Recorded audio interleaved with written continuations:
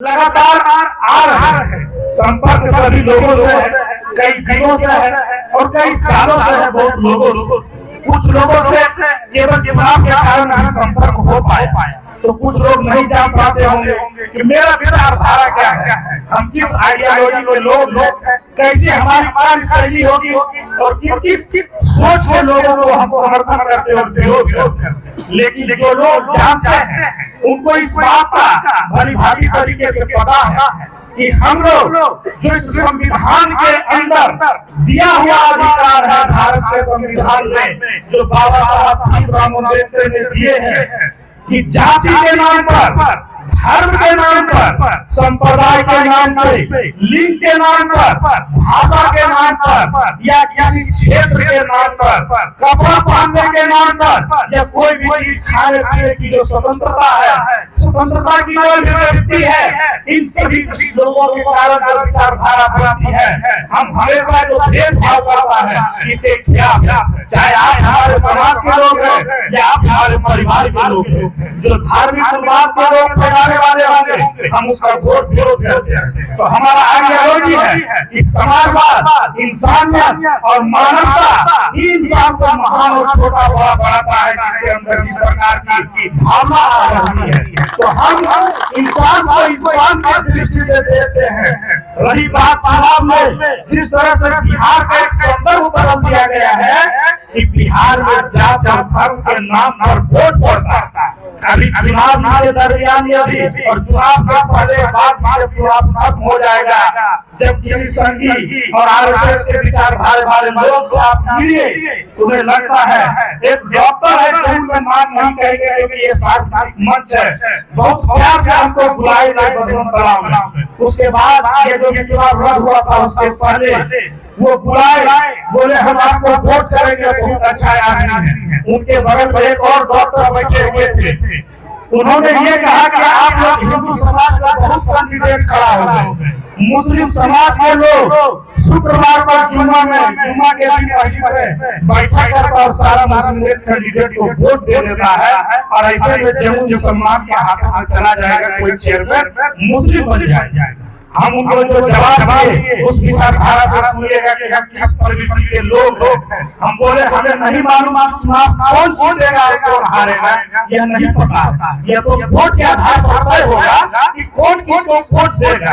हो सकता है कि मुस्लिम समाज वोट करके किसी मुस्लिम समाज को चेयरमैन बना दे, ये अच्छी बात, कोई दिक्कत नहीं है, कोई भी बन जाएगा। लेकिन ये जान लीजिए अगर आप ये बात बोल रहे हैं तो हम आप पढ़े लिखे और दोनों लोग डॉक्टर हैं, इसलिए आप इतना जानकार है मुझे नहीं मालूम, लेकिन यह जरूर पता है कि दिमाग से जाहिर जरूर आपका बीमारी का इलाज कैसा करते हैं नहीं पता है।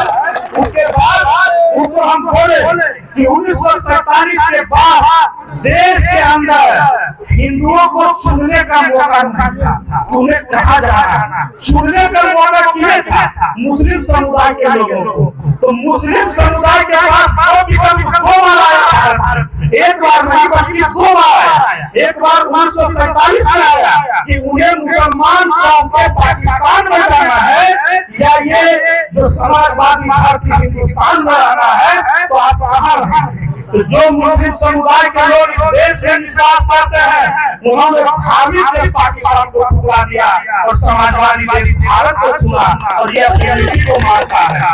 दूसरी दफा जब मौका आया बांग्लादेश का जब विभाजन हुआ पाकिस्तान के साथ, तो जो सीमावर्ती लोग क्षेत्र के इलाके के लोग हैं जिन्हें आज पश्चिम बंगाल कहते थे, तो पूर्वी बंगाल के हिस्सा तो आज बांग्लादेश जो है, तो मुसलमानों के लिए दूसरा पक्ष समझ निकला कि वो बांग्लादेश ले जाए या पश्चिम बंगाल और आसाम में रहे। तो मुसलमानों ने शहर स्वीकार किया हिंदुस्तान की धरती को और उन्होंने पश्चिम बंगाल में रहा, बांग्लादेश में नहीं गया। उसके बाद रही बात 1947 के बाद हमारा कार्य पूरा होते आ रहा है।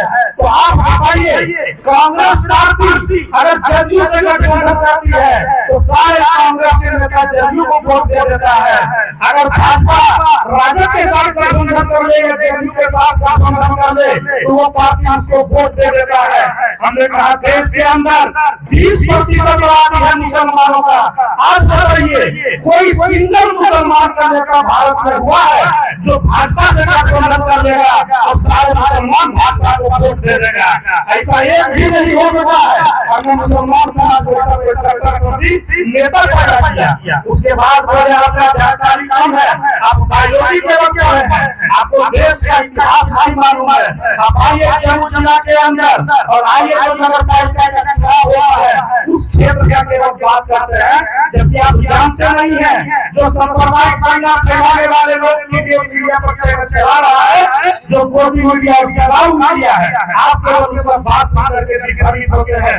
मेरे गांव में सबसे ज्यादा आबादी मुसलमान समुदाय के लोगों का है, 850 वोट मुस्लिम समुदाय के लोग हैं और हम वहां से लगातार 3 बार मुखिया बने उन लोगों के वोट से। वार्ड नंबर 3 में एक लड़का है हिंदू समुदाय का ही, वहां भी 15-16 वोट है, लेकिन वहां भी कोई मुस्लिम मुखिया नहीं बना, हिंदू समाज का ही वोट बन रहा है और मुस्लिम के ही वोट से बनता है। इस बार परिवर्तन होगा वार्ड नंबर 3 में, जो लड़का बनेगा मुखिया वो भी मुस्लिमों के ही वोट से बनेगा, हिंदू के वोट से नहीं बनेगा। ये सब चीज अगर आपको मालूम नहीं है तो आइए आप पूरे भारत और बिहार की राजनीति को बताते हैं कि जिस कौम पर बदनामी का तगमा लगा हुआ है वो आज बदनाम क्यों है? क्योंकि ये मीडिया हम लोगों को गलत सूचना देती रही और युवा पीढ़ी के लोग और नहीं पढ़ गए, मोबाइल में व्हाट्सएप यूनिवर्सिटी को पढ़ते रहे।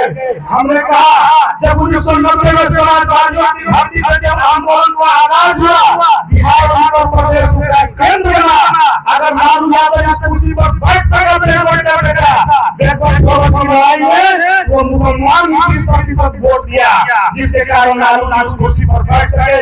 अगर सत्ता का परिवर्तन उत्तर प्रदेश में हुआ, मायावती और मुलायम यादव वाला मुख्यमंत्री बना, तो उस 15-18% और 20% मुस्लिमों के वोट से अगर दिल्ली में अरविंद केजरीवाल संघ और आरएसएस को टक्कर देकर के सरकार बनाया उस समय, तो वो भी मुसलमानों के वोट से। अगर देवगौड़ा कर्नाटक का मुख्यमंत्री बना, वो भी मुसलमानों के वोट से। आपका एचडी कुमारस्वामी मुख्यमंत्री बना, वो भी मुसलमानों के वोट से। जहां आप देख रहे हैं तमिलनाडु में आज के स्टालिन का नाम सुनते होंगे, अगर वो परिवर्तन करके मुसलमानों सोचो को तारे को झकझोर देंगे, लात मारने का काम किया तो वो मुसलमानों के वोट से। हम बोले बताइए एक कम्युनिटी के लोग जो खुलेआम वोट दिया हो और वो मुसलमान के बेटे को प्रधानमंत्री और मुख्यमंत्री बनाया हो, क्या आपके पास डॉक्टर साहब इस बात का जानकारी है? आप उन जाहिलों के पास सवाल खड़ा कीजिएगा जो दिमाग से प्लेन है, जिसको इस बात का जानकारी नहीं है।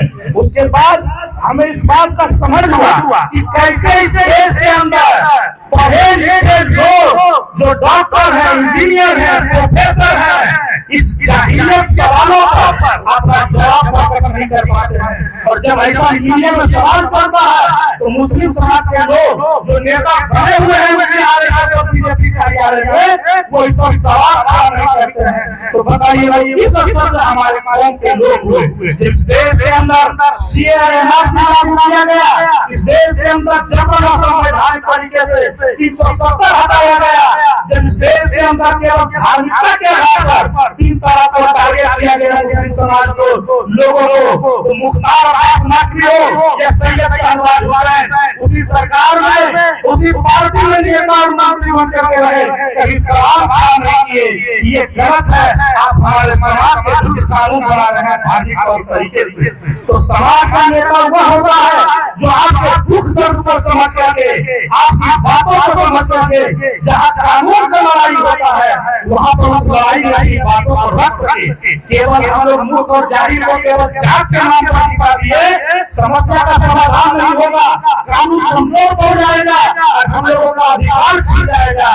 अभी जब पूरे भारत के अंदर सर्वे किया गया कि मुसलमानों की हालात क्या है, लोकसभा के कमेटी के द्वारा जब बिल बना तो 85 से 90% मुस्लिम समुदाय के लोग निहायत गरीब है, जिन्हें बच्चे शिक्षा के लिए मजबूर है, जिन्हें स्वास्थ्य के लिए पैसा नहीं मिलता है, वैसे लोगों के लिए सरकार का आयोग बनाकर एक काम करने की जरूरत थी। लेकिन सदन में जाने के बाद जो केवल जात और धर्म के नाम पर नेता बने, इस सवाल को खड़ा नहीं किए। हम लोगों को कई बार अब्दुल बारिश सिद्दीकी साहब से मिलने का मौका मिला, पटना में पिछले होली के भी एक बार मिलने का मौका मिला।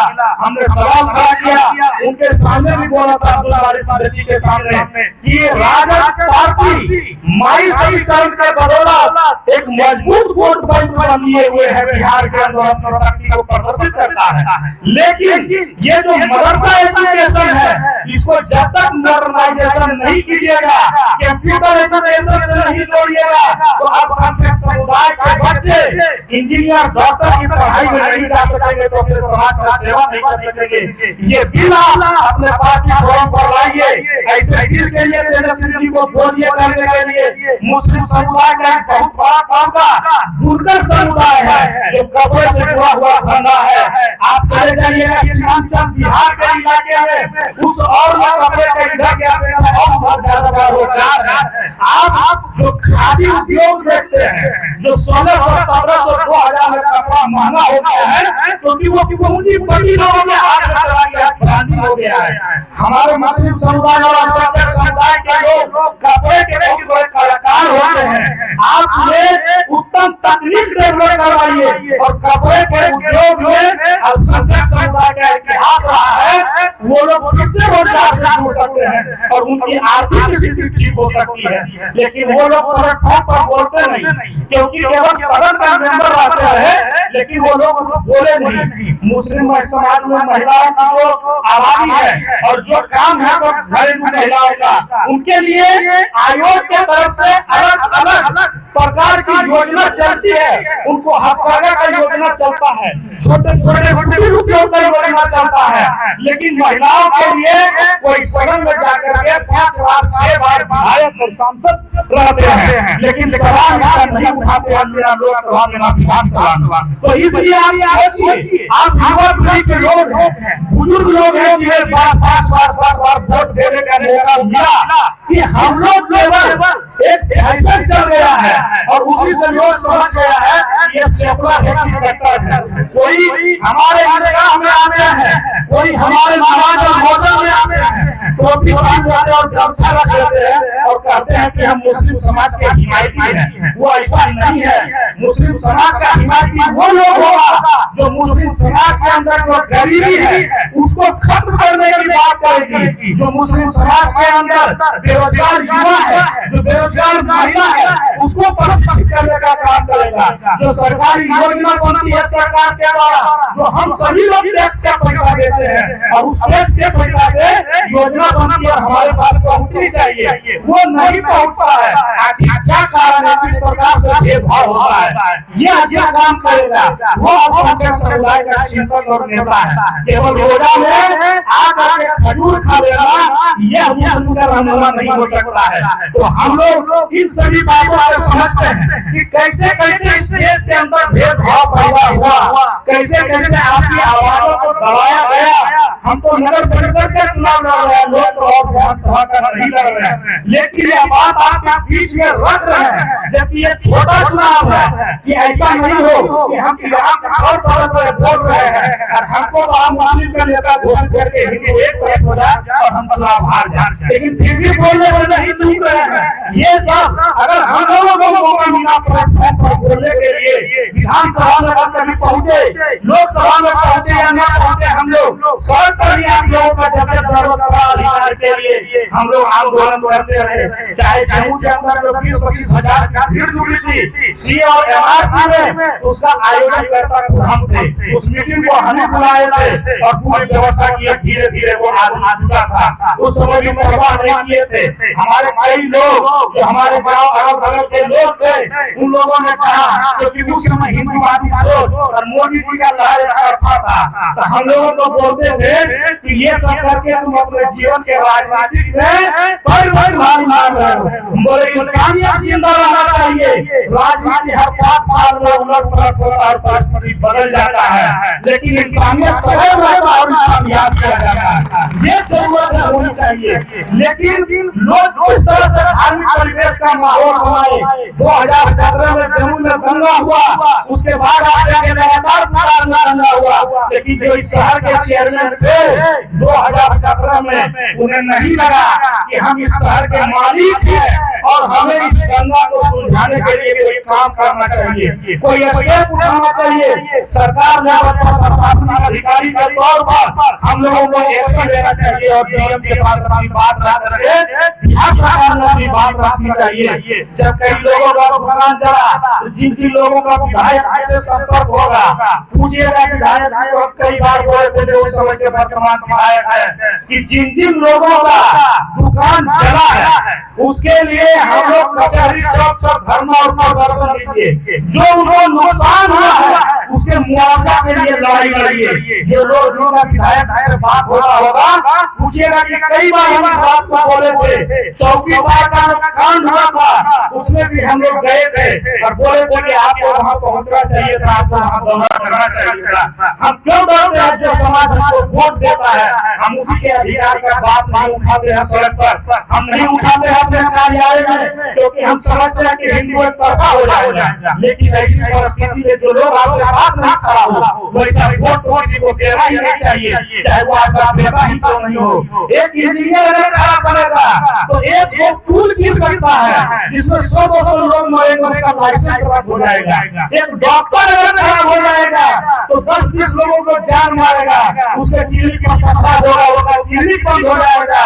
एक मिस्त्री अगर कुछ कर दे तो थोड़ा बहुत नुकसान होगा, लेकिन एक नेता चाय बेचने वाला इस देश के हुकूमत पर पहुंच गया तो पूरे देश को गर्द में डुबो दिया है। इसीलिए नेता बेटी का जो सोच है, जो आप डॉक्टर इंजीनियर बनाते हैं, ये सब हो सकता है कि जात देख ले, लेकिन आपका एक वोट अगर गलत बढ़ गया, इस देश के अंदर तो जिस तरह से सांप्रदायिक शक्ति के लोग धन उठा करके चल रहे हैं और हम लोगों के अधिकार को उछल रहे हैं, उसी तरह से नगर परिषद में जैसे हम लोगों को कुछ नहीं मिला, हम विपक्ष में भी रहे, आवास योजना का भुगतान नहीं हो रहा था, और जो वर्तमान विधायक जी है नगर पालिका के पैसा का मनमानी फंड वितरण कर रहे हैं उन लोगों के युवा लोगों को जो आरएसएस में 18 साल 20 साल का लड़का है। इस बात पर हम विरोध किए तो चुनाव के कुछ दिन पहले मेरे ऊपर मुकदमा हुआ था, उसी के कारण सोच लीजिए छोटा केस था कि हम विरोध किए कि सरकारी पैसे का दुरुपयोग नहीं कीजिए, तो मेरे ऊपर आरोप लगा दिया था कि ये सरकारी कार्यालय में कागजात फाड़ दिया, अधिकारी को गाली गलौज किया और हमें गिरफ्तार करने के लिए जैसे लगा हम बहुत बड़े डॉन इस देश से। जम्मू जिला के एसपी और थाना प्रभारी खुद हमारे घर पर आए थे हमें गिरफ्तार करने के लिए और हम 2 दिन रहे थे। तो ये जो शक्ति है हम लोगों के विचारों को दिला नहीं सकता है कि हम उससे समझौता कर लेंगे, हम उसके सामने घुटना टेक देंगे, यह काम नहीं होगा। जब हमारे महिलाओं के साथ, हमारे माँ बहन के साथ, हमारे गार्जियन के साथ, हमारे समाज के साथ जब भी कोई धोखा का काम होगा, जब भी आपके साथ जुल्म और ज्यादती होगा, तो हम लोग जिस प्लेटफॉर्म पर होंगे, अगर पार्टी लाइन पर होंगे तो भी सड़कों पर आंदोलन करेंगे आपके लिए, अगर हाउस में रहेंगे तो हम कानून बना करके आपके हित का बात करेंगे। जैसे आप लोग जिस समुदाय जिस समाज से हम लोग आते हैं, सलीम भाई बोले कि हम लोग गरीब हैं, तो हम इस बात को स्वीकार करते हैं कि हम गरीब हैं और हम गरीबी में छात्रवृत्ति के पैसा से ही पढ़े हैं। स्कॉलरशिप मिलता था बिहार सरकार का, जिसमें नीतीश कुमार जी गलत काम किए, अभी महागठबंधन का सरकार बन गया, हम भी आरजेडी में है, लेकिन फिर भी नीतीश कुमार जी का खुलेआम इस मंच से भी विरोध करते हैं कि छात्रवृत्ति को खत्म करके Nitish ji student credit card ला दिए, जो 4 लाख रुपया लोन मिलता है, ये गलत बात है। स्टाइपेंड मिलना चाहिए कि बच्चों को छात्रवृत्ति के रूप में। तो हम लोगों को जो लगता है कि ये गलत है उसके विरुद्ध में बोलते हैं। पार्टी अपने जगह पर है, हमारे लिए समाज और आप लोग सबसे ज्यादा इम्पोर्टेंट है। अगर आप नहीं रहेंगे तो फिर कोई मतलब का नहीं है, पार्टी और साथी का कोई लेना देना नहीं रहता है। तो इस तरीके से जो नगर परिषद के अंदर अधिकार है, आप लोग इस बात को जानिए, चुनाव कोई भी जीते, हम जीते या कोई दूसरा व्यक्ति जीते, लेकिन जो अधिकार नगर परिषद में है, जो चेयरमैन के पास पावर है, वो चीज मिलना चाहिए आप लोगों को, चाहे उस कुर्सी पर कोई भी व्यक्ति बैठे। अगर नगर परिषद का चेयरमैन जो बनता है, उसको स्कूल खोलने का पावर है, उसको हॉस्पिटल खोलने का पावर है, तो ये सब चीज करना चाहिए। अगर स्कूल का व्यवस्था सुधर जाएगा और गरीब बच्चों के लिए कोचिंग की व्यवस्था होगी, तो हम लोग जो दलित, पिछड़ा, शोषित और अल्पसंख्यक समुदाय के लोग अपने बेटे को पैसा के अभाव में नहीं पढ़ा पाते हैं, दिल्ली और पटना नहीं भेज पाते हैं, उस पढ़ाई की व्यवस्था जम्मू में भी हो जाएगी, तो हम लोगों का आर्थिक रूप से मजबूती होगा। ये हुआ हमारे समाज का काम करना, जिससे आपका 2 रुपया बचेगा और आप अपने पारिवारिक के तरक्की और विकास में सहयोग कीजिएगा। जो हॉस्पिटल में इलाज कराने के लिए आप प्राइवेट में जाते हैं और आपको पैसा लगता है जांच कराने में, वो पावर होता है चेयरमैन को ठीक करने का।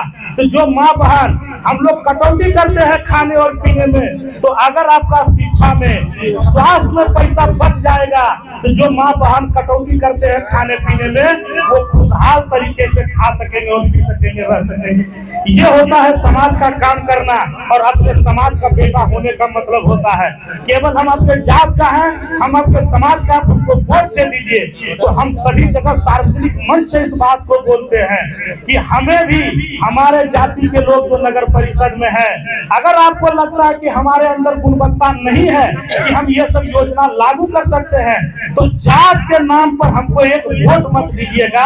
अगर योग्यता होगा तो आप हमको योग्यता के आधार पर वोट दीजिएगा, क्योंकि जाति का बना हुआ नेता कभी विकास के सीढ़ी पर नहीं कर सकता है। क्योंकि जब आप विकास करेंगे तो कुछ अच्छा और कुछ गलत भी होगा, उसमें कुछ परिणाम विरोध में भी आएगा, लेकिन केवल जात के नाम पर वोट मांगने से विकास का कोई मतलब नहीं रह जाता है, क्योंकि वो जानता अंतिम में हम जात के नेता हैं, हमको वोट मिल ही जाएगा। तो इस आधार पर वोट मत दीजिए। हम जो जो चीजें चुनाव के बीच में बोले थे, सभी भाई जैसे बोल रहे थे, हम जिस बात को बोले हैं कि अगर चुनाव जीतेंगे तो गरीब लोग जो ई रिक्शा चलाते हैं, हमारे ही लोग हैं, 180 रुपया ई पार्किंग का जो लगता है, पार्किंग स्टैंड का, उस व्यवस्था को फ्री करेंगे। कम से कम 200 रुपया पर डे आप लोगों का बच जाएगा। ये होता है समाज और अपने होने का मतलब। जैसे पूंजीपति के हाथों में देश बेच दिया, विजय माल्या विदेश भाग गया, तो उस सरकारी संपत्ति पर हमारा और आपका भी अधिकार है।